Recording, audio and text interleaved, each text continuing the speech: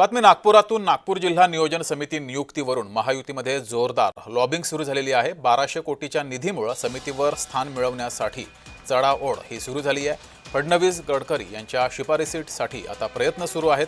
बावनकुळेंनी गोपनीय यादी मुख्यमंत्र्यांकडे पाठवल्याची माहिती ही समोर येते आहे। डीपीसीतील 20 सदस्यांचा लघुगट प्रत्यक्ष कारभार पाहणार आहे। भाजपामध्ये मोठी स्पर्धा त्यामुळे निर्माण झाली आहे। काही नावं ही चर्चेमध्ये आहेत।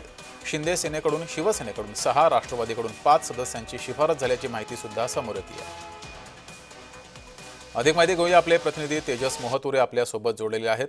तेजस, 1200 कोटींचा निधी मंजूर झालेला आहे, त्यामुळे या विभागामध्ये काम करण्यासाठी अनेकांनी आता लॉबिंग लावायला सुरुवात केली आहे।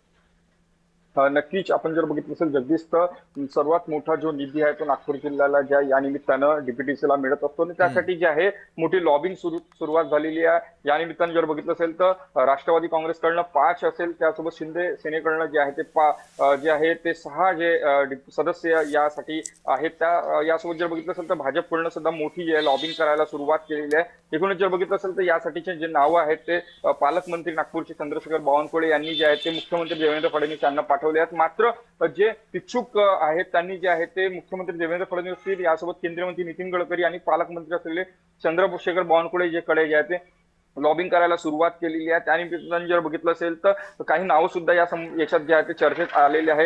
एकूणच जर बघितलं असेल तर गोपनीयता संपूर्ण नावात जे आहे ते पाळलेली जात आहे। 1200 कोटीच्या संपूर्ण निधी आणि या निधीमध्ये जर बघितलं असेल तर आमदार सुद्धा हे निमंत्रित सदस्य असतात, त्यामुळे काही आमदारांचे सुद्धा नाव आहे। मात्र या सगळ्या याच्यात जे आहे ते गोपनीयता पाळलेली आहे। याच्यात अजूनपर्यंत अधिकृत जे नावं आहेत मिळाले नाहीत। मात्र एकूणच जर बघितलं असेल तर या संपूर्ण याच्यात जे आहे ते मोठी रस्सीखेच एका अर्थानं पाहायला मिळत आहे। ठीक आहे, तर सगळे प्रतिनिधी आपल्या सोबत जोडले होते, सर्वांनी माहिती दिली त्याबद्दल सगळ्या प्रतिनिधींचे धन्यवाद।